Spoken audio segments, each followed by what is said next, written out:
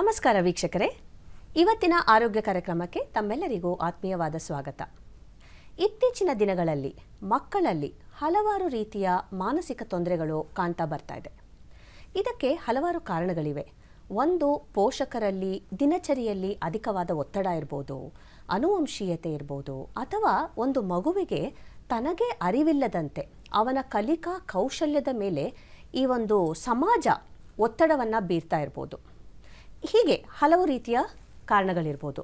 ಮತ್ತು ಇನ್ನೊಂದೇನಪ್ಪ ಅಂದರೆ, ಈಗೀಗ ನಾವು ಒಂದು ಸಾಮಾನ್ಯವಾಗಿ ಕೇಳಿಬರುವಂತಹ ಒಂದು ತೊಂದರೆ ಆಟಿಸಮ್. ಇದನ್ನು ಇವತ್ತಿನ ಕಾರ್ಯಕ್ರಮದ ಚರ್ಚೆಯ ವಿಷಯವಾಗಿ ಇಟ್ಕೊಂಡಿದ್ದೇವೆ. ಈ ಆಟಿಸಮ್ ಸ್ಪೆಕ್ಟ್ರಮ್ ಡಿಸಾರ್ಡರನ್ನು ಸ್ವಲೀನತೆ ಅಂತಲೂ ಸಹ ಕರೀತಾರೆ. ಈ ಆಟಿಸಮ್ ಅಂದರೆ ಏನು, ಇದು ಮಕ್ಕಳಲ್ಲಿ ಯಾವ ರೀತಿ ಕಾಣಿಸ್ಕೊಳ್ಳುತ್ತೆ, ಈ ಪೋಷಕರು ಇಂತಹ ಮಕ್ಕಳನ್ನು ಯಾವ ರೀತಿಯಾಗಿ ನೋಡ್ಕೊಳ್ಬೇಕು ಅನ್ನೋದನ್ನು ವಿಸ್ತೀರ್ಣವಾಗಿ ನಿಮ್ಮೊಂದಿಗೆ ಹಂಚಿಕೊಳ್ಳಲಿದ್ದಾರೆ ಬೆಂಗಳೂರಿನ ನಿಮ್ಹಾನ್ಸ್ ಆಸ್ಪತ್ರೆಯಲ್ಲಿ ಉಪ ಪ್ರಾಧ್ಯಾಪಕರಾಗಿ ಸೇವೆಯನ್ನು ಸಲ್ಲಿಸ್ತಾ ಇರುವಂತಹ ಡಾಕ್ಟರ್ ರಾಜೇಂದ್ರ KM ಅವರು ನಮ್ಮೊಂದಿಗಿದ್ದಾರೆ. ಡಾಕ್ಟರ್, ಕಾರ್ಯಕ್ರಮಕ್ಕೆ ಆತ್ಮೀಯವಾದ ಸ್ವಾಗತ. ಧನ್ಯವಾದಗಳು ಮೇಡಮ್. ಡಾಕ್ಟರ್, ಈ ಆಟಿಸಮ್ ಅಥವಾ ಸ್ವಲೀನತೆ ಇದು ಮೆದುಳಿನ ನರಗಳಿಗೆ ಸಂಬಂಧಪಟ್ಟ ಒಂದು ತೊಂದರೆ ಅಂದ್ಕೊಳ್ತೀನಿ.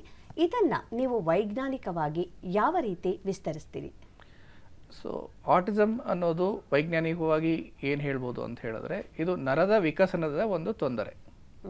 ಸೊ ಒಂದು ಮಗು ವಿಕಸನವಾಗಿ ವ್ಯಕ್ತಿ ಆಗಬೇಕಾದ್ರೆ ಹಲವಾರು ಭಾಗಗಳಲ್ಲಿ ಅವರ ಬೆಳವಣಿಗೆ ಆಗುತ್ತೆ.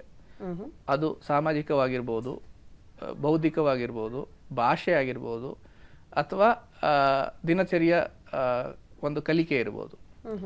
ಈ ಒಂದು ಭಾಗಗಳಲ್ಲಿ ಸಾಮಾಜಿಕ ಭಾಗದ ಬೆಳವಣಿಗೆಯಲ್ಲಿ ಒಂದು ತೊಂದರೆ ಮುಖ್ಯವಾಗಿ ಕಂಡು ಬಂದಾಗ ಆ ಒಂದು ಲಕ್ಷಣಗಳು ಆ ವ್ಯಕ್ತಿಯನ್ನು ಸಾಮಾಜಿಕವಾಗಿ ಏನು ಕಲಿಬೇಕು, ಬೇರೆ ಎಲ್ಲ ಒಂದು ಕಲಿಕೆಗಳು ಸಹ ಸಾಮಾಜಿಕ ಬೆಳವಣಿಗೆಗೆ ಸಂಬಂಧಪಟ್ಟಿರೋದು. ಈ ಆಟಿಸಮಲ್ಲಿ ಆ ಸಾಮಾಜಿಕ ಬೆಳವಣಿಗೆಗೆ ಸಂಬಂಧಪಟ್ಟಿರೋ ತೊಂದರೆಗಳು ಕಾಣಿಸುತ್ತೆ. ಇದು ಒಂದು ನರ ವಿಕಸನದ ಒಂದು ತೊಂದರೆ ಅಂತ ನಾವು ಹೇಳ್ಬೋದು. ಹಾಗಿದ್ದಲ್ಲಿ ಇದು ಒಂದು ರೋಗ ಅಲ್ಲ, ಇದೊಂದು ಸ್ವಭಾವ ಮಾತ್ರ ಅಂತ ಹೇಳ್ತೀರಾ? ಇದು ಒಂದು ನ್ಯೂರೋ ಡೆವಲಪ್ಮೆಂಟಲ್ ಡಿಸಾರ್ಡರ್ ಅಂತ ಇಂಗ್ಲಿಷ್ ಹೇಳೋದಾದರೆ, ಇದು ಒಂದು ಡೆವಲಪ್ಮೆಂಟಲ್ ಡಿಸಾರ್ಡರ್ ಅಂತ ಹೇಳ್ಬೋದು. ಒಂದು ವಿಕಸನದ ತೊಂದರೆ. ಇದು ಒಂದು ಕಾಯಿಲೆ ಅನ್ನೋದಕ್ಕಿಂತ ಒಂದು ವಿಕಸನದ ತೊಂದರೆ ಅಂತ ಹೇಳೋದ್ರಲ್ಲಿ ಅರ್ಥಪೂರ್ಣವಾಗಿರುತ್ತೆ. ಇನ್ನು ಡಾಕ್ಟರ್, ಈ ಆಟಿಸಮ್ ಬರೋದಕ್ಕೆ ಕಾರಣಗಳಿದೆಯೇ? ಸೊ ಇವಾಗ ಕಾರಣಗಳೇನು ಅನ್ನೋದನ್ನ ವೈಜ್ಞಾನಿಕವಾಗಿ ಹುಡುಕ್ಲಿಕ್ಕೆ ಬಹಳ ಪ್ರಯತ್ನಗಳು ಆಲ್ಮೋಸ್ಟ್ ಒಂದು 40-50 ವರ್ಷಗಳಿಂದ ನಡೀತಾ ಬಂದಿದೆ. ಸೊ ಆ ಒಂದು 50 ವರ್ಷಗಳಲ್ಲಿ ಅದನ್ನು ತಿಳ್ಕೊಳ್ಳೋ ಒಂದು ರೀತಿಗಳು ಸಹ ಕ್ರಮೇಣ ಬದಲಾಗ್ತಾ ಹೋಗ್ತಾ ಇದೆ. ಸೊ ಮೊದಲು ಯಾವ ಕಾರಣಗಳಲ್ಲಿ ಸ್ವಲ್ಪ ಜಾಸ್ತಿ ಚಾನ್ಸಸ್ ಇರ್ಬೋದು, ಉದಾಹರಣೆಗೆ ತಾಯಿಯವರಿಗೆ 40 ವಯಸ್ಸು 50 ವಯಸ್ಸು ಮೇಲ್ಪಟ್ಟರೆ ಆ ಥರ ಆಗ್ಬೋದು, ಜೆಸ್ಟೇಷನ್ ಡಯಾಬಿಟಿಸ್ ಇದ್ದರೆ ಆ ಥರ ಆಗ್ಬೋದು. ಅಂದರೆ ಅದು ಒಂದು ಸ್ವಲ್ಪ ರಿಸ್ಕ್ಗಳನ್ನ ಜಾಸ್ತಿ ಮಾಡುತ್ತೆ ಅಂತ ಹೇಳ್ಬೋದು ಹೊರತು ಇದರಿಂದನೇ ಇದಾಗುತ್ತೆ ಅಂತ ಒಂದು ಕಾರಣ ಹುಡುಕ್ಲಿಕ್ಕೆ ಆಗಿರಲಿಲ್ಲ. ಎರಡನೆಯದು, ಜೆನೆಟಿಕ್ ಸಂಬಂಧಪಟ್ಟ ಕಾರಣಗಳಿರಬಹುದು ಅನ್ನೋದನ್ನು ಅಧ್ಯಯನಗಳು ನಡೀತಾ ಹೋಯಿತು. ಬಟ್ ಒಂದು ಸ್ಪೆಸಿಫಿಕ್ ಕಾರಣನೇ ಇದಕ್ಕೆ ಅನ್ನೋದನ್ನು ಹುಡುಕ್ಲಿಕ್ಕೆ ಇನ್ನೂ ಕಷ್ಟವಾಗಿದೆ. ಸೊ ಇಲ್ಲಿವರೆಗೆ ಏನು ಅರ್ಥ ಆಗ್ತಿದೆ, ಈ ಒಂದು ಮೆದುಳಿನ ಒಂದು ಇಮೇಜ್ ಅಂತ ಹೇಳ್ತೀವಿ ಅಥವಾ ನಾವು ಒಂದು ಸ್ಕ್ಯಾನ್ ಅಂತ ಹೇಳ್ತೀವಿ, ಅದ್ರ ಮೇಲೆ ಆಧಾರಿತವಾಗಿ ಅಧ್ಯಯನಗಳು ನಡೆದಿದೆ. ಆ ಅಧ್ಯಯನಗಳಲ್ಲಿ ಅವರೇನು ಗುರುತಿಡಿತಾ ಇದ್ದಾರೆ ಅಂತ ಹೇಳಿದ್ರೆ, ಮೆದುಳಿನದು ಒಂದು ನರದ ಒಂದು ಮಂಡಲ, ಒಂದಕ್ಕೊಂದು ಕನೆಕ್ಷನ್ ಆಗೋ ಒಂದು ಏರಿಯಾಗಳು. ಆ ಒಂದು ಕನೆಕ್ಷನ್ಗಳು ಒಂದಷ್ಟು ಜಾಗದಲ್ಲಿ ಜಾಸ್ತಿ, ಒಂದಷ್ಟು ಜಾಗದಲ್ಲಿ ಕಮ್ಮಿ ಆಗೋದ್ರಿಂದ ಇಂಥ ಮಕ್ಕಳಲ್ಲಿ ಈ ಪರಿಸ್ಥಿತಿ ಕಂಡು ಬರುತ್ತೆ. ಇವರ ಮೆದುಳ ಒಂದು ಆಕಾರ ಅಥವಾ ಒಂದು ಸೈಜ್ ಅನ್ನೋದು ಸ್ವಲ್ಪ ಜಾಸ್ತಿ ಇರುತ್ತೆ ಬೇರೆ ಮಕ್ಕಳಿಗಿಂತ. ಸೊ ಈ ಒಂದು ಕನೆಕ್ಷನಲ್ಲಿ ಆಗೋ ಒಂದು ಬದಲಾವಣೆಗಳಿಂದ ಈ ಸಾಮಾಜಿಕ ಬೆಳವಣಿಗೆಗಳಲ್ಲಿ ಅವರಿಗೆ ಮುಖ್ಯವಾಗಿ ತೊಂದರೆಗಳಾಗುತ್ತೆ ಅನ್ನೋದು ಇಲ್ಲಿವರೆಗೆ ಅರ್ಥ ಆಗಿದೆ. ಆದರೆ ಯಾವ ಕಾರಣದಿಂದ ಇದಾಗ್ತಾ ಇದೆ, ಅದು ಏನು ಜೆನೆಟಿಕ್ ಕಾರಣನ ಅಥವಾ ವಯಸ್ಸು ಕಾರಣನ, ಅದು ಇದೇ ಕಾರಣ ಅಂತ ಹೇಳೋದು ಬಹಳ ಕಷ್ಟಕರವಾದ ಪರಿಸ್ಥಿತಿಯಲ್ಲಿ ಇನ್ನೂ ಇದೆ. ಮುಂದೆ ಅದ್ರ ಬಗ್ಗೆ ಅಧ್ಯಯನಗಳು ಈ ಒಂದು ಪ್ರಶ್ನೆಗೆ ಉತ್ತರ ಕೊಡ್ಬೋದು ಅನ್ನೋದನ್ನ ಒಂದು ವೈಜ್ಞಾನಿಕ ಪ್ರಪಂಚ ಎದುರು ನೋಡ್ತಾ ಇದೆ. ಡಾಕ್ಟರ್, ಹಾಗಿದ್ದಲ್ಲಿ ಸಾಮಾನ್ಯವಾಗಿ ಇದು ಮಕ್ಕಳಲ್ಲಿ ಕಾಣಿಸಿಕೊಳ್ಳುವಂತಹ ತೊಂದರೆಯೇ?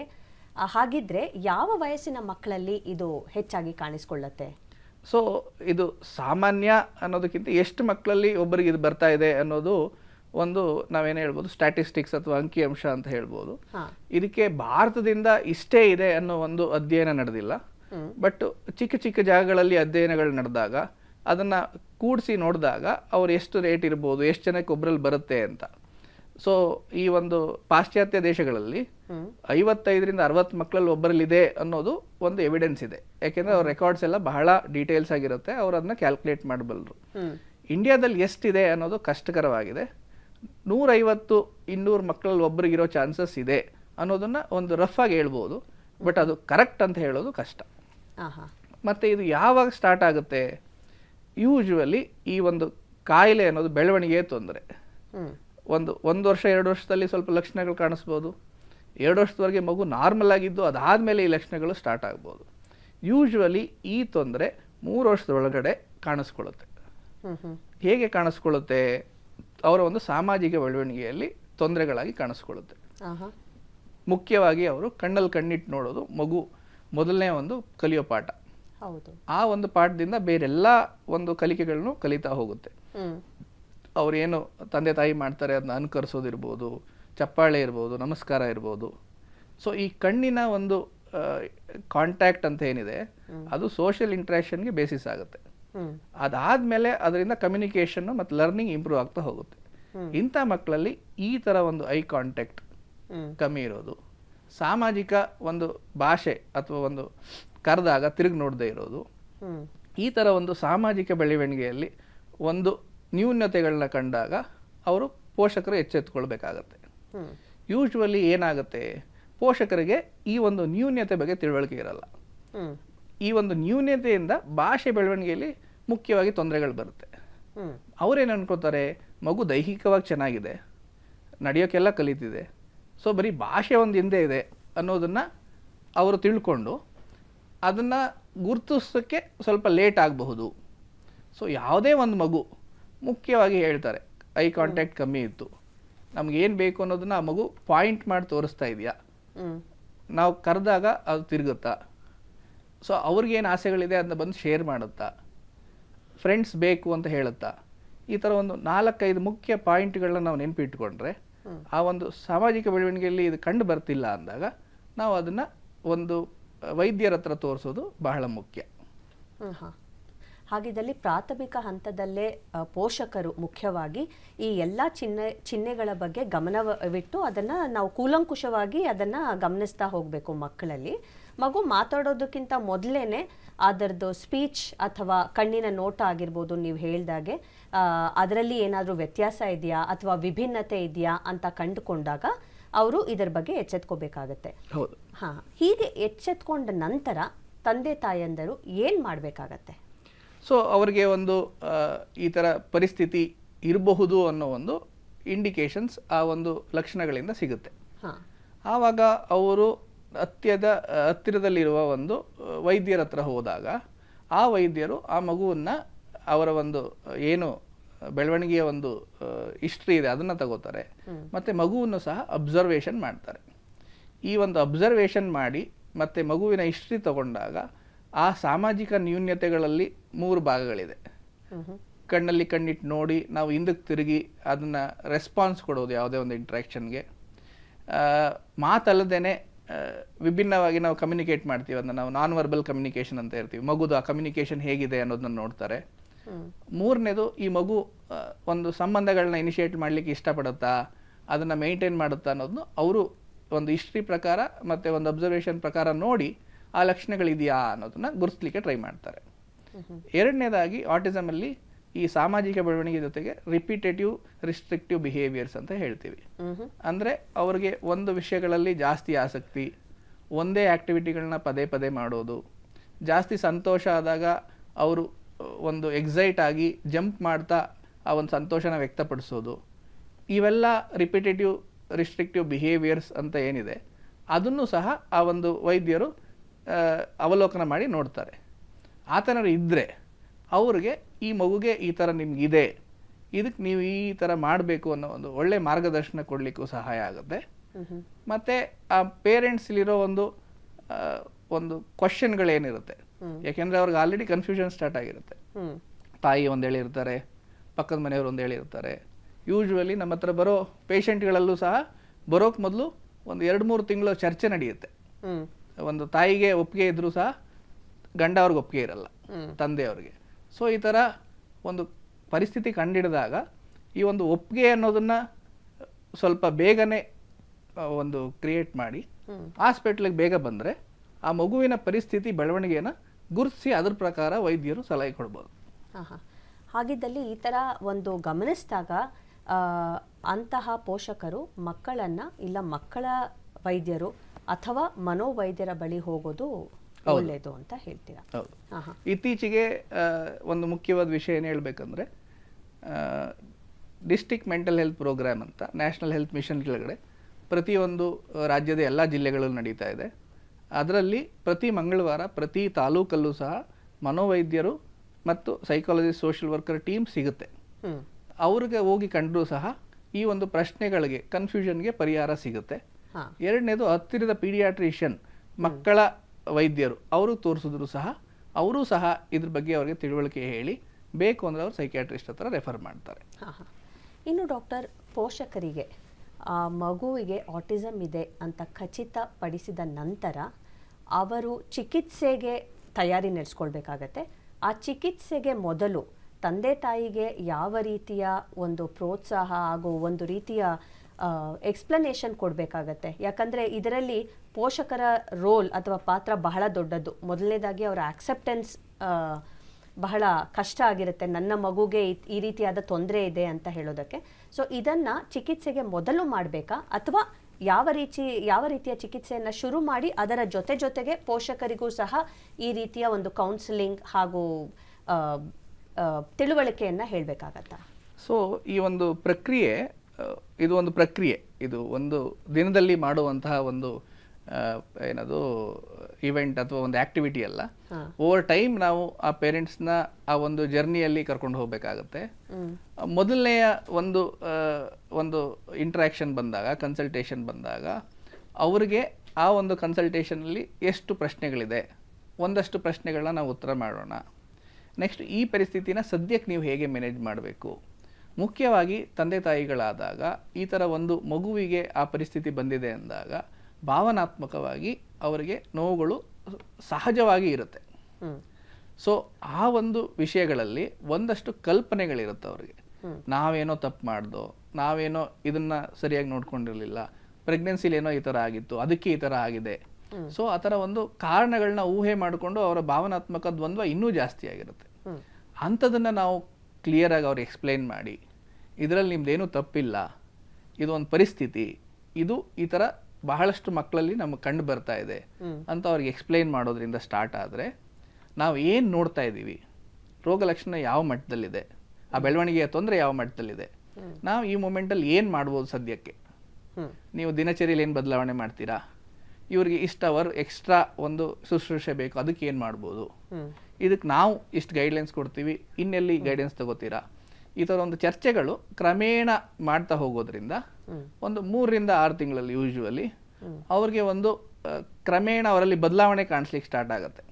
ಈ ಒಂದು ಚರ್ಚೆಗಳು ಮತ್ತು ಅವ್ರು ಕಲಿಯೋದ್ರಿಂದ ಅವ್ರು ಏನು ಕಲಿಸ್ತಾ ಇದ್ದಾರೆ, ಆವಾಗ ಅವ್ರಿಗೆ ಅದನ್ನು ಅಕ್ಸೆಪ್ಟ್ ಮಾಡಿಕೊಂಡು ಅದನ್ನು ವರ್ಕ್ ಮಾಡೋಕ್ಕೆ ಚಾನ್ಸಸ್ ಇನ್ನೂ ಜಾಸ್ತಿ ಆಗುತ್ತೆ. ಸೊ ಅವರುಗಳು ಪ್ರಶ್ನೆಗಳನ್ನ ಕ್ರಮೇಣ ಅರ್ಥ ಮಾಡ್ಕೊಳ್ತಾ ಕ್ರಮೇಣ ನಿಧಾನವಾಗಿ ಆ ಮಗುವಿನ ಬೆಳವಣಿಗೆನ ಹೇಗೆ ಪ್ರೋತ್ಸಾಹಿಸ್ಬೋದು, ಅವರ ಒಂದು ಬೆಳವಣಿಗೆಗೆ ಹೇಗೆ ನಾವು ಇಂಪ್ರೂವ್ ಮಾಡ್ಬೋದು ಅನ್ನೋದನ್ನ ಸಲಹೆಗಳು ತಗೊಳ್ತಾ ಕ್ರಮೇಣ ಒಂದು 3 ತಿಂಗಳಲ್ಲಿ ಅವ್ರಿಗೆ ಅಥವಾ 6 ತಿಂಗಳಲ್ಲಿ ಅವರು ಆ ಒಂದು ಪರಿಸ್ಥಿತಿನ ಕಂಪ್ಲೀಟ್ ಅರ್ಥ ಮಾಡಿಕೊಂಡು ಆ ಒಂದು ನಿಭಾಯಿಸೋ ಶಕ್ತಿ ಅವರಲ್ಲಿ ಜಾಸ್ತಿ ಆಗುತ್ತೆ.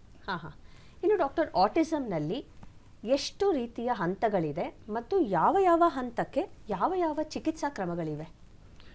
ಸೊ ಆ ಹಂತಗಳು ಅನ್ನೋದಕ್ಕಿಂತ ಆಟಿಸಮಲ್ಲಿ, ಆಟಿಸಮ್ ಅನ್ನೋದು ನಾನು ಮೊದಲೇ ಹೇಳಿದ್ದೇನೆ, ಮತ್ತೆ ಹೇಳ್ತೇನೆ, 2 ರೋಗ ಲಕ್ಷಣಗಳು ಇರುತ್ತೆ, ಬೆಳವಣಿಗೆಯ ಲಕ್ಷಣಗಳು. ಸಾಮಾಜಿಕ ಬೆಳವಣಿಗೆಯ ತೊಂದರೆ, ಎರಡನೆಯದು ರಿಸ್ಟ್ರಿಕ್ಟೆಡ್ ರಿಪಿಟೇಟಿವ್ ಬಿಹೇವಿಯರ್, ಅಂದರೆ ಪದೇ ಒಂದೇ ರೀತಿಯ ಕೆಲಸಗಳನ್ನ ಮಾಡೋದು, ಅವರು ಪ್ರಪಂಚದಲ್ಲಿರೋದು, ಅಥವಾ ಒಂದು ರೊಟೀನ್ನ ಬದಲಾಗೋದನ್ನು ಅವರು ಅಕ್ಸೆಪ್ಟ್ ಮಾಡ್ಕೊಳ್ಳದೆ ಇರೋದು. ಇವೆರಡು ಆಟಿಸಮ್ ಲಕ್ಷಣಗಳು. ಅದು ಅಲ್ಪ ಪ್ರಮಾಣ, ಮಧ್ಯಮ ಪ್ರಮಾಣ ಅಥವಾ ತೀವ್ರ ಪ್ರಮಾಣದಲ್ಲಿರ್ಬೋದು. ಇದು ಸಹ ಅವರು ಎಷ್ಟು ಕಲಿಸ್ಬೇಕು, ಎಷ್ಟು ಇಂಪ್ರೂವ್ ಆಗುತ್ತೆ ಅನ್ನೋದನ್ನ ಅದು ಡಿಟರ್ಮಿನ್ ಮಾಡುತ್ತೆ. ಅದರ ಜೊತೆಗೆ ಇಂಥ ಮಕ್ಕಳಲ್ಲಿ ಭಾಷೆಯಲ್ಲಿ ನ್ಯೂನ್ಯತೆ ಇರ್ಬೋದು. ಭಾಷೆ ಕಂಪ್ಲೀಟಾಗಿ ನಾರ್ಮಲ್ ಇರ್ಬೋದು. ಆ ಮಗುವಿನ ಭಾಷೆ ನಾರ್ಮಲ್ ಇದ್ದಾಗ ಅವ್ರ ಕಲಿಕೆ ಇನ್ನೂ ಫಾಸ್ಟಾಗಿ ಆಗುತ್ತೆ. ಭಾಷೆಯಲ್ಲಿ ನ್ಯೂನತೆ ಇದ್ದರೆ ಸ್ವಲ್ಪ ಕಷ್ಟವಾಗಿ ನಿಧಾನಕ್ಕೆ ನಡೆಯುತ್ತೆ. ಎರಡನೆಯದಾಗಿ ಇಂಥ ಮಕ್ಕಳುಗಳಲ್ಲಿ ತಿಳುವಳಿಕೆಯ ತೊಂದರೆ, ಬುದ್ಧಿಯ ಶಕ್ತಿಯ ಕಮ್ಮಿ ಕೊರತೆ, ಅದು ಸಹ ಅಲ್ಪ ಪ್ರಮಾಣದಿಂದ ಇರೋದು, ಮಧ್ಯಮ ಪ್ರಮಾಣದಿಂದ ಇದ್ದು ತೀವ್ರ ಪ್ರಮಾಣವರೆಗೂ ಇರ್ಬೋದು. ಸೊ ಅದನ್ನು ಸಹ ನಾವು ಅಸೆಸ್ ಮಾಡ್ತೀವಿ. ಸೊ ಆಟಿಸಮ್ ಲಕ್ಷಣಗಳು ಎಷ್ಟು ಪ್ರಮಾಣದಲ್ಲಿದೆ, ಭಾಷೆ ಯಾವ ಮಟ್ಟದಲ್ಲಿದೆ, ಬುದ್ಧಿ ಯಾವ ಮಟ್ಟದಲ್ಲಿದೆ, ಇಷ್ಟನ್ನು ತಿಳ್ಕೊಂಡು ಅದ್ರ ಪ್ರಕಾರ ಅವ್ರು ಹೇಗೆ ಟ್ರೈನಿಂಗ್ ಮಾಡಬೇಕು, ಭಾಷೆಗಾಗಲಿ ಸಾಮಾಜಿಕ ಬೆಳವಣಿಗೆ ಆಗಲಿ ದೈನಂದಿನ ಚಟುವಟಿಕೆಗಳಿಗಾಗಲಿ ಅದನ್ನು ಅವ್ರಿಗೆ ಹೇಳ್ಕೊಡೋದ್ರಿಂದ ಅವ್ರಿಗೆ ಎಷ್ಟು ಲಕ್ಷಣಗಳಿದೆ, ಅದಕ್ಕೆ ನಾವು ಹೇಗೆ ನಿಭಾಯಿಸಬೇಕು, ಹೇಗೆ ಕಲಿಸ್ಕೊಡ್ಬೇಕು ಅನ್ನೋ ಒಂದು ತಿಳುವಳಿಕೆ ಜಾಸ್ತಿ ಆಗುತ್ತೆ. ಸೊ ಅಂತ ಅನ್ನೋದಕ್ಕಿಂತ ಈ ಥರ 3-4 ಭಾಗಗಳನ್ನ ಅರ್ಥ ಮಾಡಿಕೊಂಡು ಅದ್ರ ಪ್ರಕಾರ ಮಗುಗೆ ಕೌಶಲ್ಯದ ಒಂದು ಟ್ರೈನಿಂಗ್ನ ಕೊಡಬೇಕಾಗುತ್ತೆ. ತೀವ್ರತೆಯ ಪ್ರಕಾರ ಕೌಶಲ್ಯದ ಟ್ರೀಟ್ಮೆಂಟ್ ಕೊಡಬೇಕಾಗುತ್ತೆ. ಇದು ಈ ಟ್ರೀಟ್ಮೆಂಟ್ ಅನ್ನೋದು ಥೆರಪಿ ಮೂಲಕ ಕೊಡಬೇಕಾ ಅಥವಾ ಇದಕ್ಕೆ ಯಾವುದಾದ್ರೂ ಈ ಔಷಧಿಗಳು ಸಹ ಇದೆಯೇ? ಸೊ ಇದು ಬಹಳ ಮುಖ್ಯವಾದ ಪ್ರಶ್ನೆ. ಔಷಧಗಳು ಅನ್ನೋದು ಒಂದು ಸಾಮಾಜಿಕವಾಗಿ ಒಂದು ಎಕ್ಸ್ಪೆಕ್ಟೇಷನ್ ಇರುತ್ತೆ ಪೇರೆಂಟ್ಸ್ಗೆ, ಔಷಧ ಕೊಟ್ಟರೆ ಇದು ಗುಣ ಆಗಿಬಿಡುತ್ತೆ ಅಂತ. ಸೊ ವೈಜ್ಞಾನಿಕವಾಗಿ ಒಂದಷ್ಟು ತೊಂದರೆಗಳಲ್ಲಿ ಮೆಡಿಕೇಷನ್ ಅಥವಾ ಮಾತ್ರೆಗಳ ಒಂದು ಎಫೆಕ್ಟ್ ಕಮ್ಮಿ ಇರುತ್ತೆ. ಸೊ ಒಂದು ತಿಳುವಳಿಕೆ ಶಕ್ತಿ ಕಮ್ಮಿ ಇರೋ ಒಂದು ತೊಂದರೆ ಇರ್ಬೋದು ಅಥವಾ ಆಟಿಸಮ್ ಇರ್ಬೋದು. ಸೊ ಆಟಿಸಮ್ಗೆ ಅನ್ನೋದಕ್ಕೆ ಔಷಧಗಳಿಲ್ಲ. ಆದರೆ ಆಟಿಸಮ್ ಜೊತೆಗೆ ಕೋಮಾರ್ಬಿಡಿಟೀಸ್ ಅಂತ ಹೇಳ್ತೀವಿ, ಜೊತೆಲಿ ಬರೋ ಒಂದು ತೊಂದರೆಗಳು, ಫಿಡ್ಸ್ ಕಾಯಿಲೆ ಇರ್ಬೋದು, ಬಹಳ ಚಂಚಲತೆ ಇರ್ಬೋದು, ಅಥವಾ ರಿಪಿಟೇಟಿವ್ ಬಿಹೇವಿಯರ್ಸ್ ಅಂತ ಹೇಳಿದೆ, ಅಂದರೆ ಪದೇ ಪದೇ ಒಂದೇ ಆ್ಯಕ್ಟಿವಿಟಿಲಿ ಮಾಡ್ತಾ ಇದ್ದಾರೆ. ಇದಕ್ಕೆ ಸ್ಪೆಸಿಫಿಕ್ ಆಗಿ ಟಾರ್ಗೆಟ್ ಮಾಡಿ ಅದಕ್ಕೆ ಔಷಧಗಳು ಕೊಟ್ಟು ಆ ಟ್ರೈನಿಂಗ್ನ ಇಂಪ್ರೂವ್ ಮಾಡ್ಬೋದು. ಸೊ ಅದು ಔಷಧಗಳಿಗೆ ಬಂದರೆ ಮುಖ್ಯವಾಗಿ ಇಂಥ ಮಕ್ಕಳಿಗೆ ಏನು ಟ್ರೀಟ್ಮೆಂಟ್ ಸಜೆಸ್ಟ್ ಮಾಡ್ತಾರೆ ಅಂತ ಹೇಳಿದ್ರೆ, ಇಂಥ ಮಕ್ಕಳಿಗೆ ದಿನದಲ್ಲಿ 3-4 ಗಂಟೆ, ಒಂದು ವಾರದಲ್ಲಿ ಮಿನಿಮಮ್ ಅಂದರೆ ಒಂದು 15-20 ಗಂಟೆ ಸ್ಪೆಸಿಫಿಕ್ಕಾಗಿ ನಾವೇನು ಚರ್ಚೆ ಮಾಡ್ದು, ಅವ್ರ ಲಕ್ಷಣಗಳು, ಅವ್ರ ಭಾಷೆ ಶಕ್ತಿ, ಅವ್ರ ಬುದ್ಧಿಶಕ್ತಿಗೆ ಅನುಗುಣವಾಗಿ ಟ್ರೈನಿಂಗ್ ಮಾಡೋದು. ಅದು ಆಟದ ಮುಖಾಂತರ ಇದನ್ನೆಲ್ಲ ಇಂಪ್ರೂವ್ ಮಾಡ್ತಾ ಹೋಗೋದಕ್ಕೆ ಸ್ಪೆಸಿಫಿಕ್ಕಾಗಿ ಅವ್ರಿಗೆ ಟ್ರೈನಿಂಗ್ ಕೊಡ್ಬೋದು. ಅದನ್ನು ಮಾಡೋದ್ರಿಂದ ಇಂಥ ಮಕ್ಕಳಿಗೆ 15-16 ವರ್ಷ ಆದಾಗ ಅವರ ಒಂದು ಅಡ್ಯಾಪ್ಟಬಿಲಿಟಿ ಏನಿದೆ ಅದು ಬಹಳ ಜಾಸ್ತಿ ಆಗುತ್ತೆ ಅನ್ನೋದು ವಿಜ್ಞಾನ ಹೇಳ್ಕೊಟ್ಟಿದೆ. ಸೊ ಥೆರಪಿ ಬಹಳ ಮುಖ್ಯವಾದ ಟ್ರೀಟ್ಮೆಂಟ್ ಭಾಗ. ಇನ್ನು ಡಾಕ್ಟರ್, ಈ ಆಟಿಸಮ್ ಸಾಮಾನ್ಯವಾಗಿ ಗಂಡು ಮಕ್ಕಳಲ್ಲಿ ಹೆಚ್ಚಾಗಿ ಕಾಣಿಸ್ಕೊಳ್ಳುತ್ತೆ ಹೆಣ್ಣು ಮಕ್ಕಳಿಗೆ ಕಂಪೇರ್ ಮಾಡಿದ್ರೆ ಅಂತ ಕೇಳಿದ್ದೇವೆ. ಇದರ ಬಗ್ಗೆ ನಿಮ್ಮ ಅಭಿಪ್ರಾಯ? ಸೊ ಆ ಪ್ರಶ್ನೆಗೆ ಉತ್ತರ ವೈಜ್ಞಾನಿಕವಾಗಿ ಮಕ್ಕಳಲ್ಲಿ ಜಾಸ್ತಿ ಬರುತ್ತೆ ಅಂತ ಇದೆ. ಅದಕ್ಕೆ ಕಾರಣಗಳು ಒಂದಷ್ಟು ಹೈಪೋಥೆಸಿಸು ಕ್ರಿಯೇಟ್ ಆಗಿದೆ. ಅಂದರೆ ವೈಜ್ಞಾನಿಕವಾಗಿ ಇದು ಟೆಸ್ಟೋಸ್ಟೆರಾನ್ ಸಂಬಂಧಪಟ್ಟಿರೋದು ಇರಬಹುದು ಅಂತ. ಬಟ್ ಆ ಪ್ರಮಾಣ ಏನಿದೆ ಅದು ಎಷ್ಟು ಹೆಚ್ಚಿದೆ ಅನ್ನೋದು ವೈಜ್ಞಾನಿಕವಾಗಿ 2 ಪಟ್ಟಿಂದ 4 ಪಟ್ಟುವರೆಗೆ ಗಂಡು ಮಕ್ಕಳು ಜಾಸ್ತಿ ಇರ್ಬೋದು. ಬಟ್ ಅದು ಯಾಕೆ ಅನ್ನೋದು ಇನ್ನೂ ಕ್ಲಿಯರಾಗಿ ತಿಳಿದು ಬಂದಿಲ್ಲ. ಬಟ್ ಆ ಪ್ರಮಾಣನೂ ಬಹಳ ಅಷ್ಟೊಂದು ಜಾಸ್ತಿ ಏನು ವ್ಯತ್ಯಾಸ ಇಲ್ಲ, ಸ್ವಲ್ಪ ಪ್ರಮಾಣದಲ್ಲಿ ಗಂಡು ಮಕ್ಕಳು ಜಾಸ್ತಿ ಬರುತ್ತೆ, ಬಟ್ ಹೆಣ್ಣು ಮಕ್ಕಳಲ್ಲೂ ಕಂಡು ಬರ್ತಾ ಇದೆ. ಇನ್ನು ಡಾಕ್ಟರ್, ಈ ಪೋಷಕರು ಇದನ್ನು ಪ್ರಾಥಮಿಕ ಹಂತದಲ್ಲೇ ಅಕಸ್ಮಾತ್ ಆಗಿ ಕಂಡು ಹಿಡ್ಕೊಳ್ಳೋದಕ್ಕೆ ಸಾಧ್ಯ ಆಗಲಿಲ್ಲ ಅಂದರೆ, ಕೆಲವು ರೋಗಿಗಳಲ್ಲಿ ಅದು ಲೇಟಾಗಿ ಕಾಣಿಸ್ಕೊಂಡಾಗ ಅಂಥವರಿಗೂ ಈ ರೀತಿಯ ಚಿಕಿತ್ಸೆ ಅಥವಾ ಥೆರಪಿ ಅಂತ ಏನು ಹೇಳಿದ್ರಿ ಕೊಡೋದಕ್ಕೆ ಸಾಧ್ಯನಾ? ಬಟ್ ಆದರೆ ಅಂಥವರಲ್ಲಿ ಫಲಿತಾಂಶ ಯಾವ ರೀತಿ ಇರುತ್ತೆ? ಸೊ ಅದನ್ನು ವೈಜ್ಞಾನಿಕವಾಗಿ ಯೋಚನೆ ಮಾಡೋದಾದರೆ, ಮೆದುಳು ಅನ್ನೋದೇನಿದೆ ಅದರದ್ದು ಒಂದು ಎಲೆಕ್ಟ್ರಿಕ್ ಲೋಕ ಅಂತ ಹೇಳ್ಬೋದು. ಅಂದರೆ ಒಂದು ಕನೆಕ್ಷನ್ಗೆ ಸಂಬಂಧಪಟ್ಟಿರೋ ಒಂದು ಆರ್ಗನ್ ಅದು. ಸೊ ಮಗು ಬೆಳವಣಿಗೆಯಲ್ಲಿ ಕನೆಕ್ಷನ್ಗಳು ಫಸ್ಟು 5 ವರ್ಷ ಬಹಳ ಜಾಸ್ತಿ ಆಗುತ್ತೆ, ಮತ್ತು ಅದು ಕ್ರಮೇಣ ಕಮ್ಮಿ ಆಗ್ತಾ ಹೋಗುತ್ತೆ. ಸೊ ಈ ಆಟಿಸಮಲ್ಲಿ ಅರ್ಲಿ ಇಂಟರ್ವೆನ್ಷನ್ ಅನ್ನೋದು ಬಹಳ ಮುಖ್ಯ ಅನ್ನೋದು ಅದೇ ಕಾರಣಕ್ಕೆ ಬಂದಿದೆ. ಅದಾದಮೇಲೆ ಬಂದರೆ ಇಂಪ್ರೂವ್ಮೆಂಟ್ ಆಗಲ್ವಾ? ಡೆಫಿನೆಟ್ಲಿ ಆ ಥರ ಹೇಳಲಿಕ್ಕಾಗಲ್ಲ, ಇಂಪ್ರೂವ್ಮೆಂಟ್ ಆಗಲ್ಲ ಅಂತ. ಬಟ್ ಒಂದಷ್ಟು ಬೆಳವಣಿಗೆಗಳಿಗೆ ಒಂದಷ್ಟು ಪೀರಿಯಡ್ ಅಂತ ಇರುತ್ತೆ, ಅದನ್ನ ಕ್ರಿಟಿಕಲ್ ಪೀರಿಯಡ್ ಅಂತ ಹೇಳ್ತೀವಿ. ಉದಾಹರಣೆಗೆ ಭಾಷೆ 12 ವರ್ಷ ಆದಮೇಲೆ ಮಗು ಒಂದು ಸ್ಪೀಚ್ ಅನ್ನೋದನ್ನ ಕಲಿಯೋಕ್ಕಾಗಲ್ಲ. ಸೊ ಅದನ್ನು ನಾವೇನು ಹೇಳ್ತೀವಿ, ಅಂಡರ್ ಸ್ಟಿಮ್ಯುಲೇಷನ್ ಅಂತ ಒಂದು ವರ್ಡ್ ಬಳಸ್ತೀವಿ. ಉದಾಹರಣೆಗೆ ತಂದೆ ತಾಯಿಗೆ ಗೊತ್ತಾಗಲಿಲ್ಲ, ಅವ್ರು ಸ್ಟಿಮ್ಯುಲೇಟ್ ಮಾಡಲಿಕ್ಕಾಗಲಿಲ್ಲ, ಆವಾಗ ಅದು ಕಲೀಲಿಕ್ಕಾಗದೇ ಇರೋದು ಅವ್ರು ಮತ್ತೆ ಪಿಕಪ್ ಮಾಡ್ಬೋದು, ಮತ್ತೆ ಅದನ್ನ ಅಟೆನ್ಷನ್ ಕೊಟ್ಟರೆ. ಬಟ್ ಆ ಪೀರಿಯಡ್ ಕ್ರಾಸ್ ಆದರೆ ಸ್ವಲ್ಪ ಕಷ್ಟ ಆಗ್ಬೋದು. ಸೊ ಬೇಗ ಬಂದು ಅರ್ಲಿ ಇಂಟರ್ವೆನ್ಷನ್ ತಗೊಳ್ಳೋದ್ರಿಂದ ಅದು ಆ ಮಗುವಿನ ಮುಂದಿನ ಜೀವನಕ್ಕೆ, ಅವರ ಜೀವನವನ್ನು ಸಾಗಲಿಕ್ಕೆ ಬಹಳ ಸಹಾಯ ಆಗುತ್ತೆ ಅಂತ ಎವಿಡೆನ್ಸ್ ಇರೋದ್ರಿಂದ ನಾವು ಇದನ್ನು ಪ್ರಮೋಟ್ ಮಾಡೋ ಅವಶ್ಯಕತೆ ಬಹಳ ಇದೆ. ಇನ್ನು ಡಾಕ್ಟರ್, ವಿಶ್ವದೆಲ್ಲೆಡೆ ಏಪ್ರಿಲ್ 2ನೇ ತಾರೀಕು ವಿಶ್ವ ಆಟಿಸಮ್ ದಿನವನ್ನು ಗಮನಿಸ್ತಾ ಬರ್ತಾ ಇದ್ದಾರೆ. ಇದರ ಉದ್ದೇಶ ಜನಸಾಮಾನ್ಯರಲ್ಲಿ ಹಾಗೂ ಪೋಷಕರಿಗೆ ಇದರ ಬಗ್ಗೆ ಅರಿವನ್ನು ಮೂಡಿಸೋದು. ಹಾಗೆ ಅದರ ಜೊತೆ ಇದೊಂದು ರೋಗ ಅಲ್ಲ, ಇದೊಂದು ಸ್ವಭಾವ ಮಾತ್ರ. ಇಂಥವರಲ್ಲಿ ಒಂದು ವಿಶೇಷವಾದ ಒಂದು ಗಿಫ್ಟ್ ಇರುತ್ತೆ ಅವರಿಗೆ. ಅಂತಹ ಒಂದು ಕೌಶಲ್ಯವನ್ನು ಕಂಡುಹಿಡ್ಕೊಂಡು ಅಂತಹ ಮಕ್ಕಳಿಗೆ ಪ್ರೋತ್ಸಾಹ ಮಾಡಬೇಕು ಅನ್ನೋದು ಕೇಳಿದ್ದೇವೆ. ಇದರ ಬಗ್ಗೆ ನಮ್ಮ ವೀಕ್ಷಕರಿಗೆ ಏನನ್ನು ಹೇಳ್ತೀರಾ? ಸೊ ಈ ಒಂದು ಪರಿಸ್ಥಿತಿ ಬಗ್ಗೆ, ಇವರು ಒಂದು ಇಂಥ ಮಕ್ಕಳಲ್ಲಿ ಅಥವಾ ಇವರು ಬೆಳಿಬೇಕಾಗುವ ಒಂದು ಚಾಲೆಂಜಸ್ ಅಂತ ಏನು ಹೇಳ್ತೀವಿ, ಅದು ಬಹಳ ಫ್ಯಾಮಿಲಿಗಳಲ್ಲಿ, ಬಹಳ ಎಲ್ಲ ದೇಶಗಳಲ್ಲೂ ಸಹ ಇರೋದು ಎಲ್ಲರಿಗೂ ತಿಳುವಳಿಕೆ ಆದಾಗ, ಇಂಥ ಮಕ್ಕಳ ಬೆಳವಣಿಗೆಯಲ್ಲಿ ಪೋಷಕರು ಎಷ್ಟು ಕಷ್ಟಪಡ್ತಾರೆ ಅನ್ನೋದು ತಿಳಿದಾಗ, ಈ ಒಂದು ವಿಷಯ ಚರ್ಚೆ ಆದಾಗ, ಒಂದು 16 ವರ್ಷದ ಹಿಂದೆ ಯುನೈಟೆಡ್ ನೇಷನ್ಸ್ ಸಂಸ್ಥೆ ಈ ಒಂದು ಕಂಡೀಷನ್ನು ಬಹಳ ಕಷ್ಟದಲ್ಲಿ ಇವರು ಇರ್ತಾರೆ, ಇಂಥ ಪೇರೆಂಟ್ಸು ಮತ್ತು ಇಂಥ ವ್ಯಕ್ತಿಗಳು, ಸಮಾಜ ಒಳ್ಳೆ ಸಮಾಜವಾಗಬೇಕಂದ್ರೆ ನಾವು ಇಂಥವರಿಗೆ ಎಕ್ಸೆಪ್ಟ್ ಮಾಡಬೇಕು, ಸಪೋರ್ಟ್ ಮಾಡಬೇಕು, ಮತ್ತು ಇವರ ಒಂದು ಇನ್ವಾಲ್ವ್ಮೆಂಟಲ್ಲಿ ಇವ್ರನ್ನ ಎಂಪವರ್ ಮಾಡಬೇಕು ಅನ್ನೋ ಒಂದು ದೃಷ್ಟಿಕೋನದಿಂದ ಈ ಒಂದು ದಿನದ ಆಚರಣೆಯನ್ನು, ಈ ಒಂದು ತಿಳುವಳಿಕೆಯ ಬಗ್ಗೆ ಒಂದು ಅರಿವನ್ನು ಜಾಸ್ತಿ ಮೂಡಿಸ್ಲಿಕ್ಕೆ. ಯಾಕೆಂದರೆ ಇಂಥ ಮಕ್ಕಳು ನಾವು ನೋಡಿದಾಗ ಅರಿವಿದ್ದರೆ ಅವ್ರು ನೋಡೋ ದೃಷ್ಟಿಕೋನನೇ ಬೇರೆ ಇರುತ್ತೆ, ಅರಿವಿಲ್ಲದೆ ಇದ್ದರೆ ನಾವು ಮಾಡೋ ದೃಷ್ಟಿಕೋನ ಬೇರೆ ಇರುತ್ತೆ. ಸೊ ಇಂಥವ್ರು ನಮ್ಮ ಕೆಲಸದಲ್ಲಿ ಜೊತೆಲಿರ್ಬೋದು, ಶಾಲೆಯಲ್ಲಿ ಜೊತೆಲಿರ್ಬೋದು.